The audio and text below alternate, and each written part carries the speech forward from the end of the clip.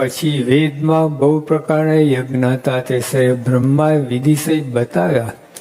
તેમાં જે પ્રવૃત્તિ માર્ગવાળા હતા તેને તો રાશિ તામસી પ્રવૃત્તિ માર્ગના યજ્ઞ બતાવ્યા. જે નિવૃત્તિ માર્ગવાળા હતા તેને સાત્વિક યજ્ઞ બતાવ્યા. તે યજ્ઞ શ્રી કૃષ્ણ ભગવાને ભગવદ્ ગીતાના વિશે પણ કહ્યા છે. માટે આપણે તો નિવૃત્તિ માર્ગવાળા છીએ, તે આપણું સાત્વિક યજ્ઞ કરવા. પણ જેમાં પશુ મરતા હોય એવા જે રાશિ તામસી યજ્ઞ તે આપણે કરવા નહીં. તે સાત્વિક યજ્ઞની રીત જે આપણે જો ઘણા માંસ ખાતા હોય બધું હોય પણ સત્સંગી થાય ને પછી છોડી દે, તો એમાં ધીમે ધીમે છોડા નથી હોતું. બીડી બધું પણ ઓલું માંસ આવે તો એકદમ જ છોડવાનું. એમાં ચાલો મહિના પછી છોડી દેજો એવું નહીં. જોજો ખાય કે નહીં. બિયાના આપણે છૂટ આપીએ છીએ, બીડી હોય પણ માંસના નિયમમાં તો એકદમ અને તે દિવસથી જ છોડવું પડે.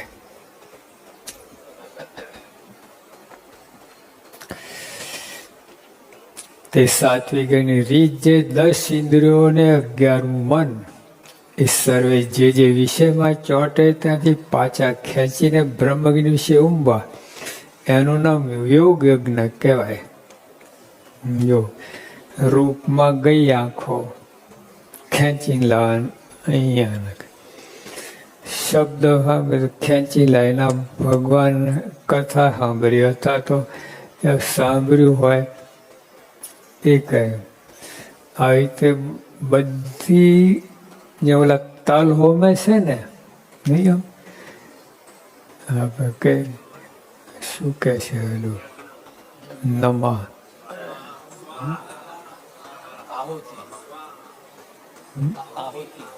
આહુતિ આપે, શું કહે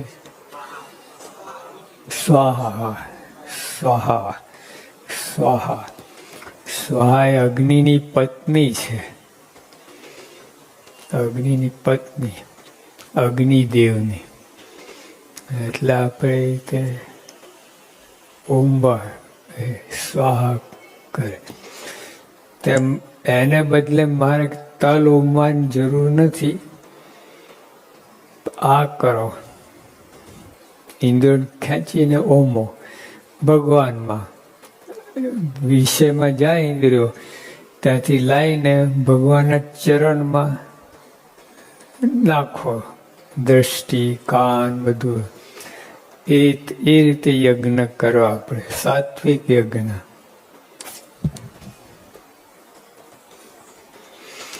ને એવી રીતે હોમતા હોમતા જેમ યજ્ઞ કરનારા ભગવાન દર્શન આપે છે, તેમાં જે યોગ યજ્ઞ કરનારાને અંતને છે પોતાનું સ્વરૂપ જે બ્રહ્મ, તેને છે પરબ્રહ્મ જે પુરુષોત્તમ તે પ્રગટ થઈ આવે છે. એ યોગ યજ્ઞનું ફળ છે. એટલે આવી રીતે ઇન્દ્રિયોને ખેંચીને તો ભગવાનમાં હોમો, એને કંઈ ભગવાન દર્શન દે. યોગ યજ્ઞનું ફળ છે. ને અંતરદ્રષ્ટિએ કહીને જે ભગવાનના ભક્તને વર્તું તે જ્ઞાન યજ્ઞ કહેવાય. ઓલા ક્રિયા કરવી પડે એમ ખેંચીને ઓમન, અને અંતરદ્રષ્ટિ આમ અંદર બધું કરે તો અંતરદ્રષ્ટિ વાત કરે મારે. અંતરદ્રષ્ટિ શું? જ્ઞાન યજ્ઞને અંતરદ્રષ્ટિને જ્ઞાન યજ્ઞ કહો. તે અંતરદ્રષ્ટિ શું? તો તેનો ઉત્તર એ છે જે બહાર અથવા માહિલીકોરે ભગવાનની મૂર્તિ સામે જે વૃત્તિ કરવી એ જ અંતરદ્રષ્ટિ છે. બહાર સ્વામી બેઠા હોય તો એ અંતરદ્રષ્ટિ, અથવા તો અંતરમાં ધ્યાન કરી તો અંદર ભગવાનને બાપાને યાદ કરે, અંતરદ્રષ્ટિ છે. હા, પણ આમ કરે શરૂઆતમાં આવે 2 સેકન્ડ, પછી તો બિયાડા કૂતરા આવે, તરત જ ફરી આવ્યો. સ્લાઇડ ચેન્જ થઈ, એક જ સ્લાઇડ નથી રહેતી. સ્વામીને આવે, પછી ગધેડો આવે, કૂતરો આવે સ્લાઇડમાં. અને સ્ક્રીન ઉપરની જે સ્લાઇડ મૂકો ને એ જ આવે કે નહીં? એટલે જે ફિલ્મ તમે હોય એ જ ફિલ્મ આવે ને ઉપર સ્ક્રીનમાં. ગધેડો તો ગધેડો આવે, સંત હોય તો સંત આવે. બસ સ્ક્રીનનો શું વાંક? તમે ધ્યાન કરો છો. શરૂઆતમાં બાપા, પછી ગધેડો ને કૂતરો ને ધમાલ શરૂ થઈ જાય છે તરત જ, થોડીક વારમાં જ. એવું છે. ના તો શરૂઆત જ થતી નથી. લો, શરૂઆત જ થતી. આમ બેઠો હોય તો આવે જ નહીં ભગવાન.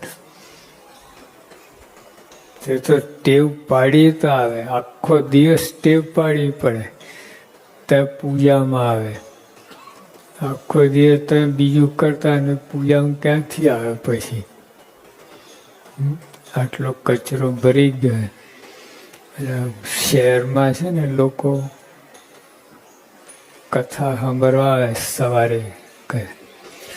રસ્તા આવતા પાટિયા જોતા, સિનેમાના પાટિયા, કેટલો કચરો ભરી ગયો. પછી કથા હું દૂર કચરો અંદર બેઠો છે એ જ દેખાયા કરે ને કથામાં.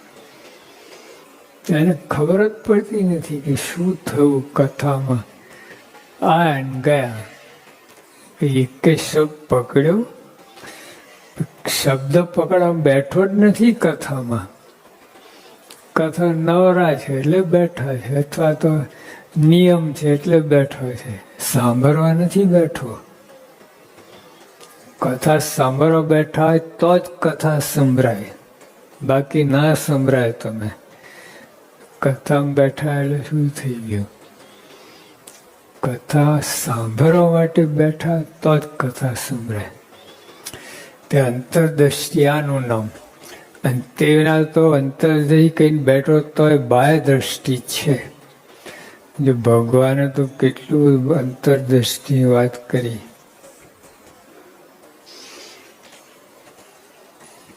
અને પ્રત્યક્ષ ભગવાન મળ્યા હોય એટલે આપણે સ્વામી બાપા સંત રૂપે મળ્યા, તેની મૂર્તિ સામું જોઈ રહ્યું એ અંતરદ્રષ્ટિ. અને તે વિના તો ષટચક્ર દેખાય. 6 ચક્ર છે ને, કયા કયા છે?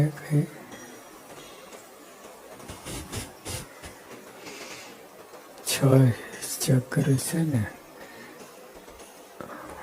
6 લખ્યું છે નીચે, નામ નથી લખ્યું, સ્થાન લખ્યા. હા છે. મૂલાધાર ચક્ર, સમાધિષ્ઠાન, મણિપુર, અનાહત, વિશુદ્ધિ અને આજ્ઞા. આ 6 ચક્ર છે. તો મૂલાધાર ગણપતિ દેવ ત્યાં છે. સ્વાધિષ્ઠાનમાં બ્રહ્મા, મણિપુરમાં વિષ્ણુ, અનાહતમાં શિવ, જીવાત્મામાં વિશુદ્ધિ અને આજ્ઞામાં હંસાત્મા. આ 6 દેવતાઓ. એટલે આવી રીતે મારા શું કહે ટૂંકમાં જો, અને તે વિના તો ષટચક્ર દેખાય. તો આ ગૌલોક વૈકુંઠાધિક ભગવાનના ધામ દેખાય તો પણ અંતરદ્રષ્ટિ નહીં.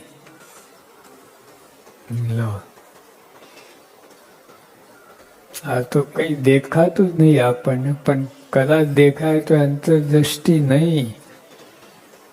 હા, તો પછી આ બીજું બધું દેખાય સ્વાની અંતરદ્રષ્ટિ હતી. બેઠો હોય, ભગરી ભેંસને માથે હાથ ફેરવતો હોય, અંતરદ્રષ્ટિ, અંતરદ્રષ્ટો.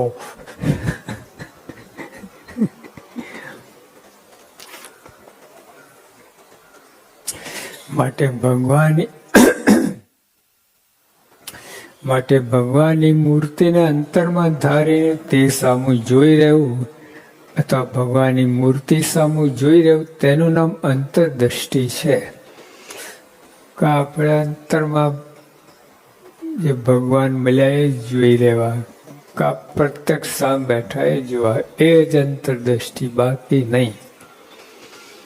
અને એ જ જ્ઞાન યજ્ઞ. લો, અજ્ઞાન યજ્ઞ કયા? જોવું એ સામું જોઈ રહ્યું એ તેના તો અંતર રહી ગઈને બેઠો છે તો આ બાહ્ય દ્રષ્ટિ છે.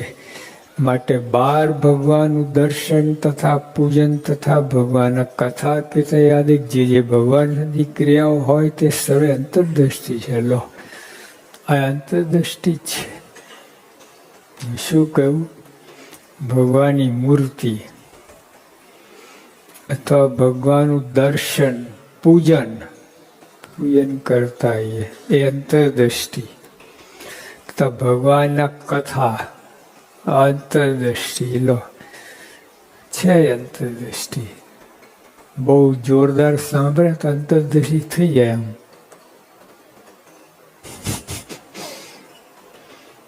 બહુ અંતર નહીં કરવાની, અડધી કરવાની તો કથા સંભળાય. બહુ કહે તો સીધું ઉતરીએ સમાધિમાં.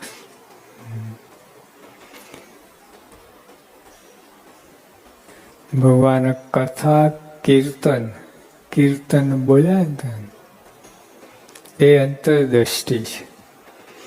અરે સેવા કોઈ અંતરદ્રષ્ટિ. લો, વાસણ ઉટકો, રસોઈ બનાવો, ઠાકોર, એ બધું અંતરદ્રષ્ટિ જ છે. પણ ભગવાન પ્રસન્ન કરવા માટે હોય તો, માન માટે હોય, બીજું ત્રીજું હોય તો અંતરદ્રષ્ટિ નહીં. પછી એ ઓર્ડિનરી ક્રિયા થઈ ગઈ. એમાં કાગર છે, લો, અને એમાં ટાટા બિલાની સહી પડે, લખે કે 10,000 આપજો. પછી કાગર રહેશે, ચેક થઈ ગયું 10,000 રોકડું તમારે. એવું છે. કાગળ નથી રહેતું. એમાંય તમે આ જે કંઈ સેવા કરી છે આપણે, એ સેવા નથી રહેતી. જો ભગવાન રાજી કરતા હોય, અંતરદ્રષ્ટિ, જ્ઞાન યજ્ઞ થઈ ગયું. જ્ઞાન યજ્ઞ, વાસો ઉટકું જ્ઞાન યજ્ઞ, સેવા કઈ, રસોઈ બનાવી, વાત એ બધું જે બધું જ્ઞાન યજ્ઞ છે. પણ ક્યારે ભગવાનની પ્રસન્નતા માટે હોય તો, માન માટે હોય, બદલો લેવા હોય, કંઈ દેખાડવા માટે હોય, કે અમને અમથો કરતો, અમથા જ કરતા હોય, કાંઈ રાજી કરાય કાંઈ નહીં, એમને જ ટેવ પડી એટલે કરે રાખે. તો અંતરદ્રષ્ટિ નહીં. મોટે ભાગે તો એવું જ થાય છે. રાજીકરણ 10%, 90% તો અમથા કરતા. અમથો કરે એટલે કોઈ અંતર વિચાર કરે નહીં કે આ સાચું છે, ખોટું છે, અભાવ ગુણ આવે છે, આ છે, બધું અંદર કરવું જોઈએ. એ અમથો કર્યો કહેવાય. એનું ફળ નહીં. તમોગુણી કાય અમથો કરતા ને તમોગુણી કયું વૈષ્ણવ છે.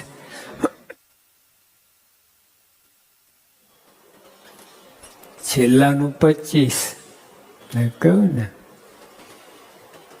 મહારાજ છેલ્લાનું પછી કહ્યું, ભગવાન સંબંધી ભક્તિ, ઉપાસના, સેવા, શ્રદ્ધા, ધર્મનિષ્ઠા એ આદિ જે કરવું તેમાં બીજા ફળની ઈચ્છા ના રાખવી.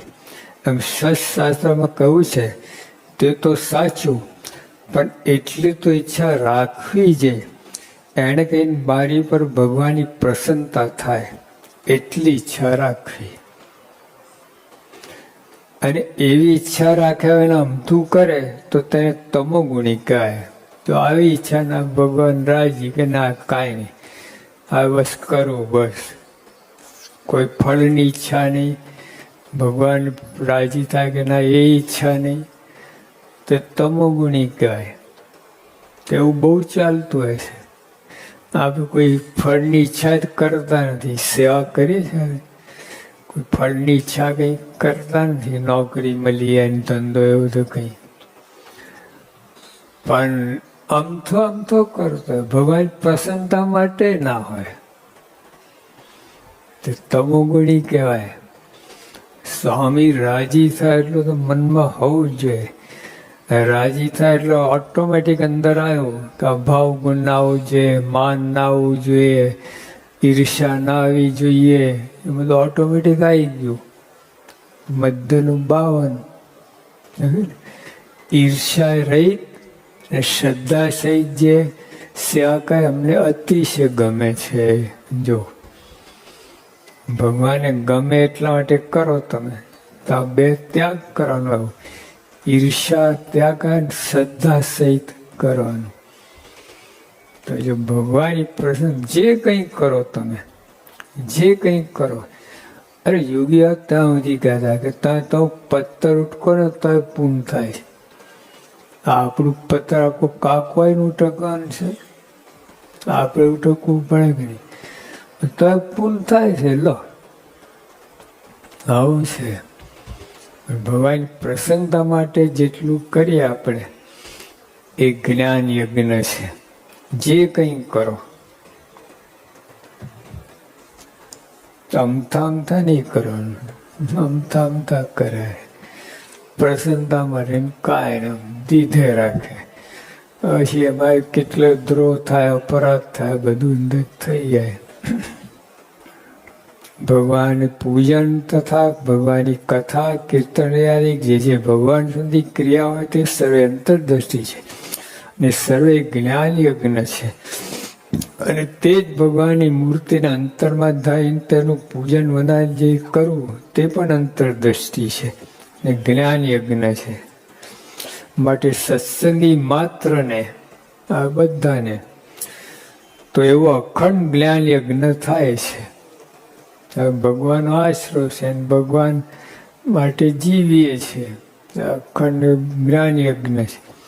ને સમાધિ તો કોઈકને થાય ને કોઈકને નથી થતી. તે તો પરમેશ્વરની ઈચ્છાએ કહીને એમ રહ્યું છે. તો આ કોઈક ઠેકાણે ભક્તની કચાઈ વતે કહીને એમ રહ્યું છે. એ તો સમાધિ બહુ ઈચ્છા રાખવી કાંઈ નહીં, સમાધિ જ છે.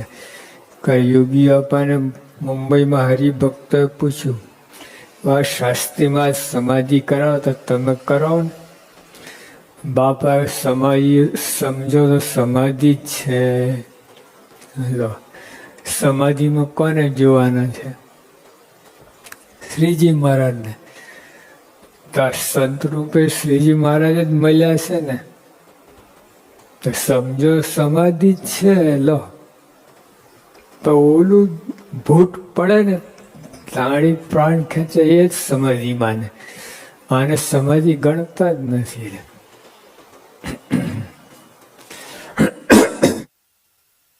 અહીંયા ભૂત પડતા હોય છે. ભૂત પડે અહીંયા કથામાં. એક વાર એક કાર્યકર્તા એને પાછળ જબ્બામાં તિલક ચાલલો, ફર્સ્ટ ક્લાસ કરેલો. મેં કહ્યું પાછળ કેમ કર્યું છે અહીંયા? ગાય પાછળ કોઈ કરતું હોય? મેં કહે છે ને, જો કાળ જબ્બો કાળને દેખાય. પેલા છે સવારે પેલું ઓલું કરતા અનુષ્ઠાન શિબિરમાં નહીં, સર ઓલો પેલા નિધિ ધ્યાસન. તો પાછળ કોઈ આવ્યો છે એકદમ ઉતાર, કોઈ આવે ત્યાં ઝોકવા છાપ મારી દીધી પાછળ. તાજા તિલક ચાલે. જો એટલે અહીંયા ભૂત પડે છે. સમાધિ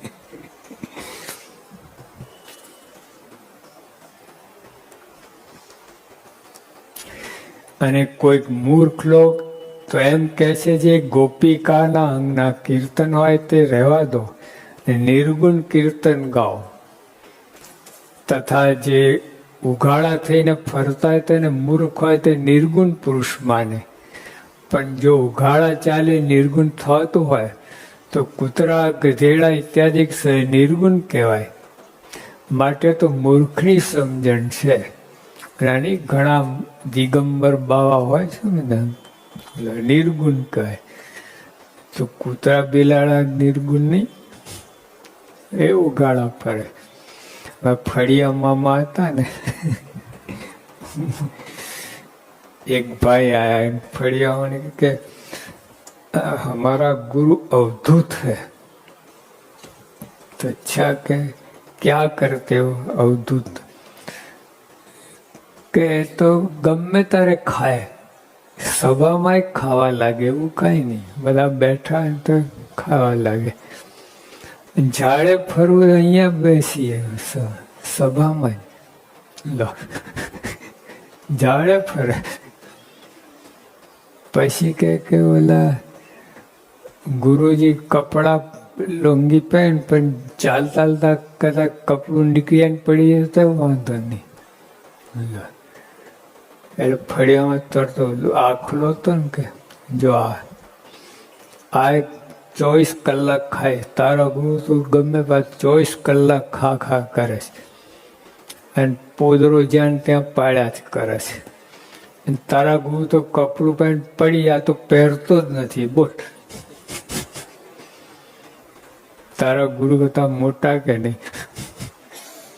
આવા લોકો સમજ્યા વગર ઓલા આપણે આવતા હતા ને ઓલા કે અમારા ગુરુ તો 84 માઇલની સ્પીડે ગાડી દોડાવે છે. તો 400 માઇલની રેકોર્ડ છે ત્યારે. તો એ કેટલા મોટા ગુરુ કહેવાય. આવા ઠેકાણા બને. એક ગુરુ ત્યાં હતા આપણે ઓલું પૂના જતા વચ્ચે ઓલો ખડોલી ખોપાલા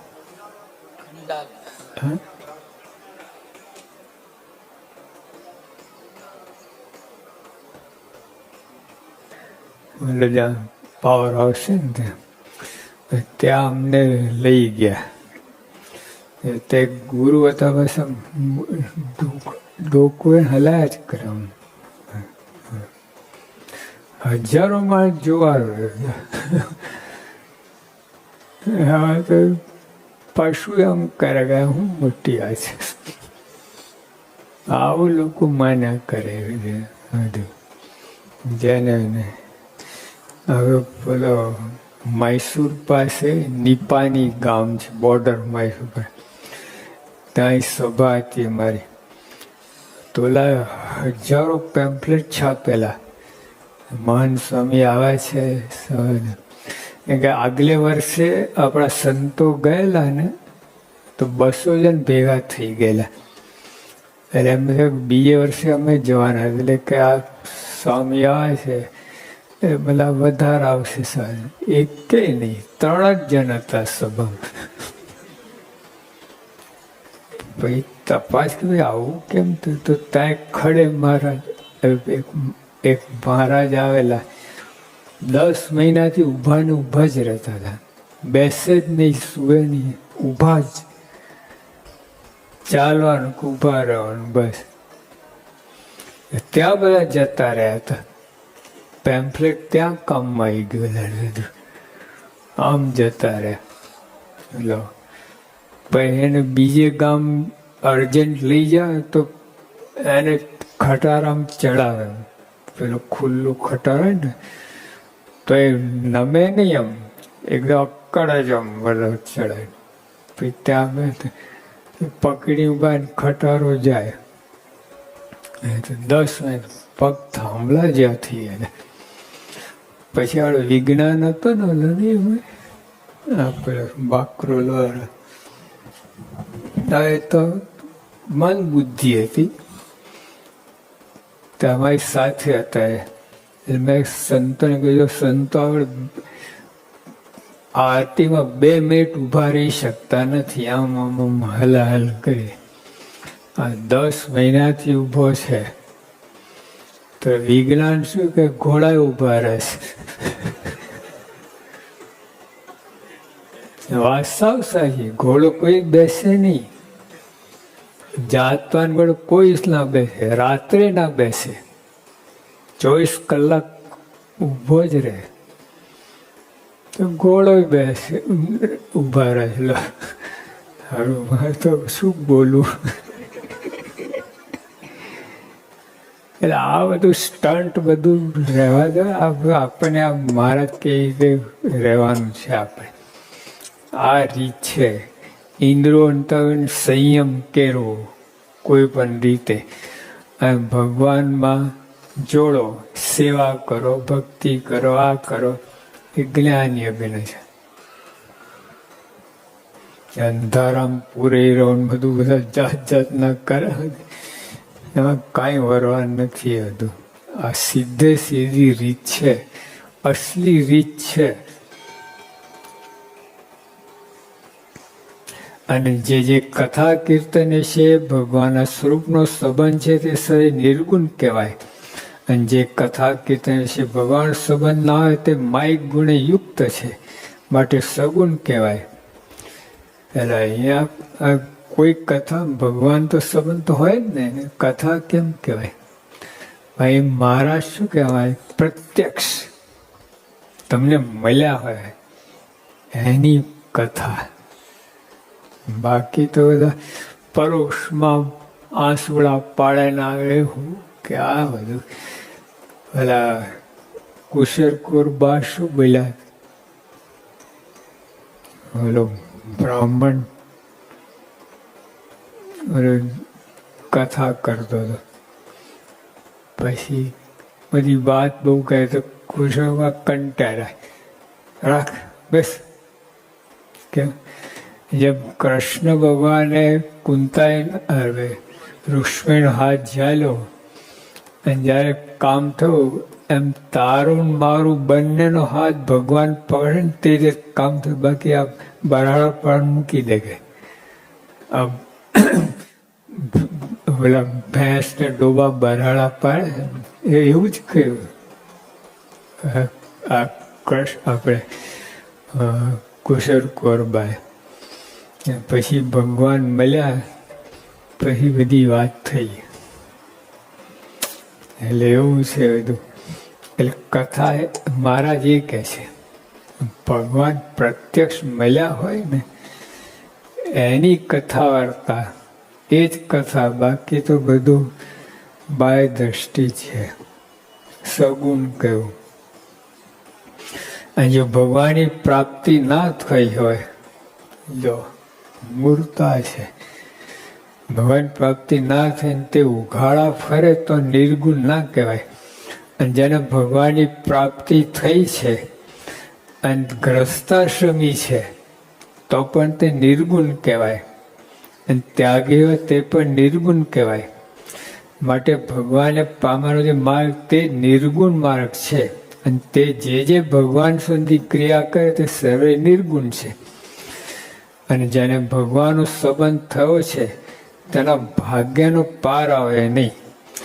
અને તે ભગવાનનો સંબંધ એક જન્મને પુણ્ય કંઈ નથી થતો. એ તો શ્રી કૃષ્ણ ભગવાન ગીતામાં કહ્યું છે, અનેક જન્મ સંસિત સતોયાતી પરામ ગતિ. એ શ્લોકનો એ અર્થ છે, અનેક જન્મનું સુકૃત ભેળું થયું છે તેણે કહે છે સંચિત થયો તે પરમપદને પામે છે. તે પરમપદ તે શું?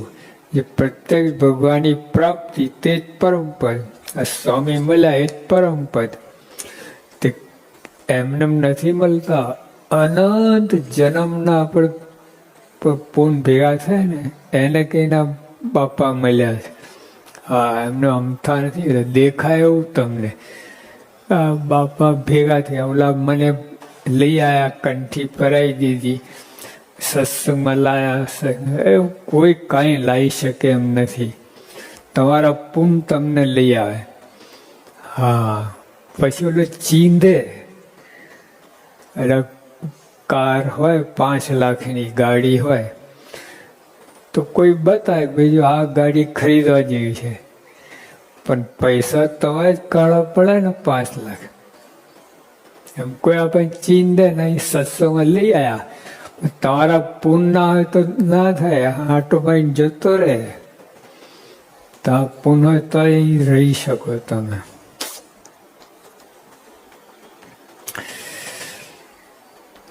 માટે સર્વ ઇન્દ્રિયોના દોરા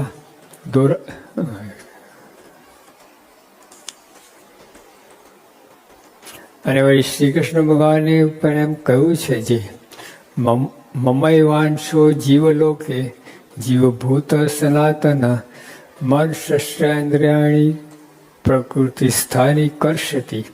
એ શ્લોકનો અર્થ એ છે, જે આ સંસારને છે ભગવાનના અંશ જે જીવ છે તે તો મને સહી જે પંચ જ્ઞાનેન્દ્રિયો અને પંચ થકી ખેંચીને પોતાને વશ રાખે છે.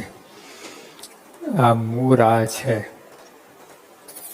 વિષયમાંથી ઇન્દ્રિયો ખેંચીને વશ રાખે ને બે ભગવાનમાં રાખે. અને જે ભગવાનના અંશ નથી તે તો ઇન્દ્રિયો ખેંચીને જ્યાં પોતાની ઈચ્છા ત્યાં લઈ જાય છે. માટે આપણે સર્વે ઇન્દ્રિયોના દોરાતા નથી, તો જો ભગવાનના અંશ છીએ એવું જાણીને અતિશય આનંદમાં રહીને ભગવાનનું ભજન કરવું, એટલે પ્રતીતિની વસ્તુ છે. આ અંદર પ્રતીતિના તે આનંદ આવે જ નહીં તમને. જો સંતો રાજ મારે દિન દિવાળી રે, રોજ દિવાળી, કેટલો આનંદ છે. કારણ પ્રતીતિ મને મળે ભગવાન છે, નોય મનુષ્ય.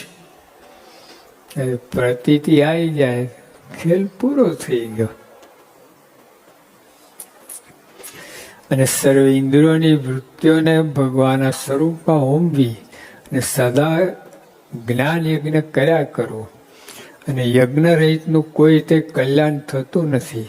ને 4 વેદ, સાંખ્ય શાસ્ત્ર, યોગ શાસ્ત્ર, ધર્મશાસ્ત્ર, 18 પુરાણ, ભારત, રામાયણ ને નારદ પંચરાત્ર એ આદિ સર્વ શાસ્ત્રોનો એ જ સિદ્ધાંત છે, જે યજ્ઞ રહિતનું કલ્યાણ થતું નથી.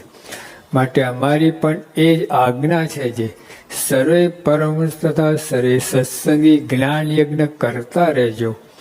અને એમને એમ જ્ઞાન યજ્ઞ કરતા કરતા જ્યારે પોતાનું સ્વરૂપ જે બ્રહ્મ તેને વિશે પરબ્રહ્મ ભગવાન સાક્ષાત્કાર દેખાય, એ જ જ્ઞાન યજ્ઞનું ફળ છે. આપણું ધ્યેય મંત્ર, આ ધ્યેય મંત્ર આત્મારૂપ થઈને પરમાત્માની ભક્તિ કરવી. એવી રીતે જ્ઞાન યજ્ઞ કરતા કરતા જ્યારે શ્વેતદીપમાં નિર્મુખ છે એવું થવાય, તે જ્ઞાન યજ્ઞના વિધિનો અવધિ આવી રહ્યો. અને જ્યાં સુધી એવું ના થવાય ત્યાં સુધી એટલું અધૂરું જાણવું. નિર્મુખ જેવા થવાની અતિશય ઈચ્છા રાખવી, પણ શ્રદ્ધા રહિત થવું નહીં, ને પોતાને છે અપૂર્ણપણું માનવું નહીં. ને ભગવાનની પ્રાપ્તિ થઈ છે તેણે કહીને પોતાને કૃતાર્થ માનીને સાવધાન થઈને જ્ઞાન યજ્ઞ કર્યા કરો. જો ભગવાનની પ્રાપ્તિ થઈ હોય, છકી નહીં જવાનું. પછી છકી ગયા, જેમ ઇન્દ્રોના દોર છૂટા. અરે ઇન્દ્રો સંકોચવાની છે, પ્રાપ્તિ થયા પછી તો વધારે નિયમમાં લેવાની છે, તો પ્રાપ્તિ થઈ ગણાય. પછી બળમાં રહીને આ રીતે શુદ્ધ ભાવના રાખીને ભજન ભક્તિ કરવાની. ઇતિ વૈષ્ણવ તો રીતે મધ્યનું 8મું વૈષ્ણવ થયું.